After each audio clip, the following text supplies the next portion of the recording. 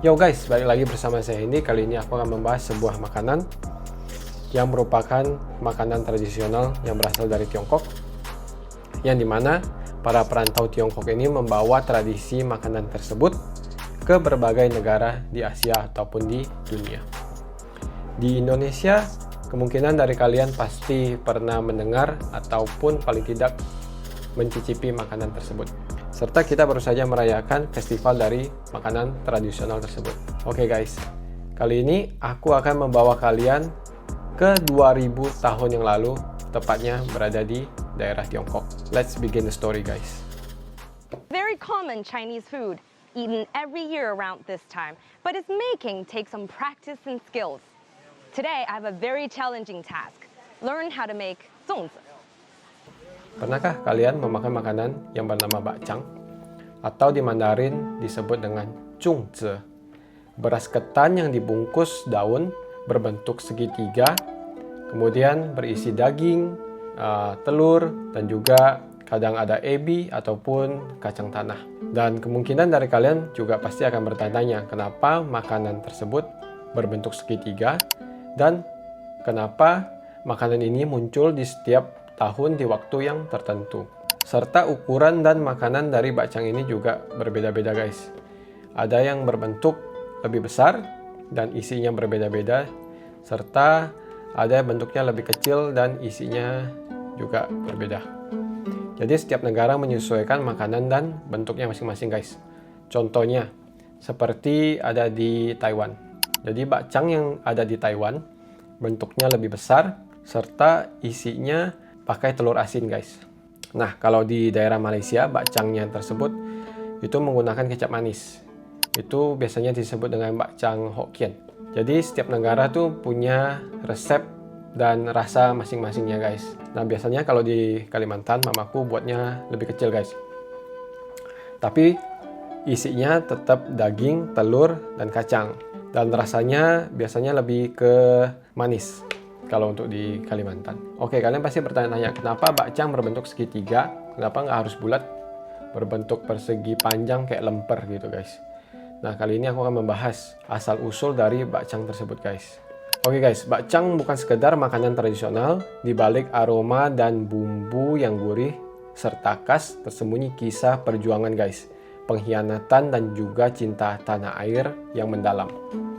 Dan kisah ini dimulai lebih dari 2000 tahun yang lalu di Tiongkok kuno bersama dengan seorang pria bernama Qu Yuan. Oke, siapa itu Qu Yuan? Qu Yuan adalah seorang penasihat istana bangsawan sekaligus penyair besar dari negara Chu. Ia hidup pada masa periode negara-negara berperang guys. Jadi kalau kalian pernah main game-game kayak Dynasty Warrior, nah itu tuh di masa-masa tersebut tuh guys. Yang dimana berbagai kerajaan di Tiongkok saling bersaing untuk merebut kekuasaan dan teritori guys. Tapi berbeda dari banyak pejabat pada masanya guys, Qu Yuan punya satu hal yang paling menonjol, kecintaannya yang luar biasa kepada negeri Chu serta kepada rajanya di kerajaan Chu tersebut. Qu Yuan mendorong reformasi besar, ia ingin negaranya bersatu dengan kerajaan lain guys untuk melawan kekuatan militer Qin yang semakin mengancam di teritori di sekitarnya. Jadi Qu Yuan ini juga menentang korupsi dan menyuarakan keadilan. Tetapi suara yang benar itu tidak selalu diterima guys di kekaisaran. Banyak pejabat yang iri dan memfitnahnya. Jadi Raja Chu pada saat itu termakan hasutan dan membuang Qu Yuan dari istana. Kemudian Qu Yuan dimasukkan ke dalam pengasingan guys. Nah, jadi pada saat itu Qu Yuan tidak hanya tinggal diam. Dia menulis puisi-puisi indah namun penuh dengan kesedihan. Salah satu karya terbesarnya adalah Li Xiao, atau dalam kata lain Ratapan Perpisahan guys. Sebuah puisi panjang tentang kesedihan, kehilangan kepercayaan, tapi juga cinta yang tak pernah padam terhadap negeri yang dia cintai. Salah satu puisi yang dia tulis seperti ini guys. Jalan ini panjang dan sulit, tapi aku akan terus mencari kebenaran di atas maupun ke bawah.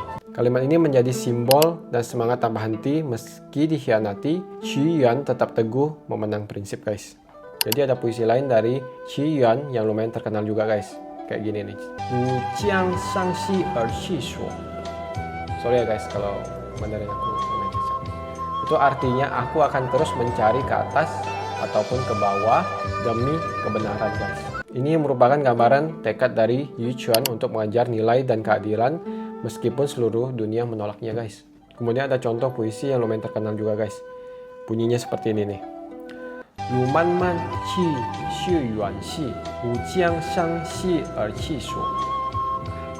Ya, guys. Itu artinya jalan yang kutempuh masih panjang dan jauh. Namun aku akan mencari kemanapun aku bisa. Ini adalah baris paling ikonik dari Li Xiao, guys. Dari puisi dari Yu Chuan, sering digunakan sebagai simbol perjuangan tanpa henti. Lalu datanglah hari yang menjadi titik balik, guys. Negara Qin menyerang ibu kota Chu, jatuh ke tangan musuh. Yu Chuan yang sudah kehilangan segalanya, kini harus menyaksikan negerinya runtuh dan direbut oleh negara Qin. Ia pun akhirnya patah hati, guys. Dan pada akhirnya pada tanggal 5 bulan 5 di kalender lunar ataupun pada tanggal Tiongkok, ia berjalan ke sungai Milou, membawa batu besar di dadanya dan menceburkan dirinya ke sungai tersebut, guys. Qi Yuan tidak memilih kematian karena putus asa, tapi karena cintanya yang berlebihan kepada negara tersebut. Ia lebih memilih mati bersama kehancuran negerinya daripada hidup menyaksikan nilai-nilai yang ia perjuangkan hilang begitu saja, guys. 路漫漫，其修远兮，吾将上下而求索。 Rakyat Chu sangat terpukul, guys. Mereka tahu siapa Qi Yuan sebenarnya. Mereka mendayung perahu dan menelusuri sungai Milou dan memukul genderang untuk mengusir roh jahat serta melemparkan nasi ketan yang dibungkus daun ke dalam sungai, guys, agar ikan tidak memakan jasad dari Yu Chuan, guys. Nah, dari situlah lahir dua tradisi besar.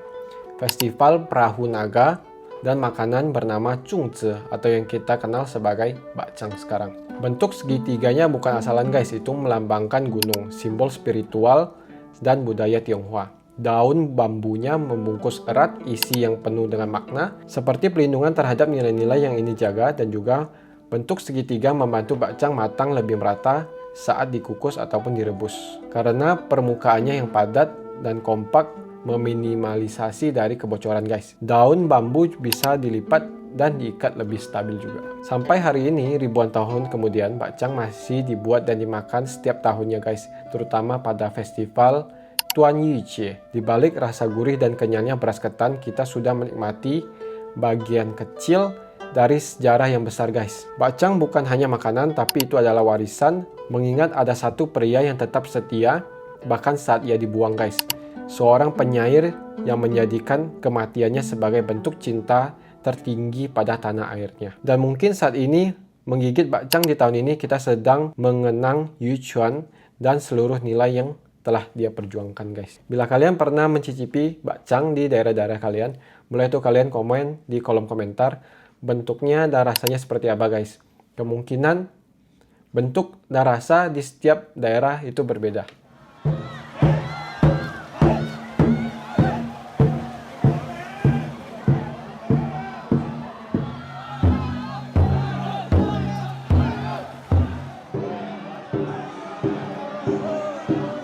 Bila kalian menyukai konten-konten seperti ini, jangan lupa untuk like, subscribe, dan share ke teman-teman kalian. That's it our video. See you in the next video. Bye, guys.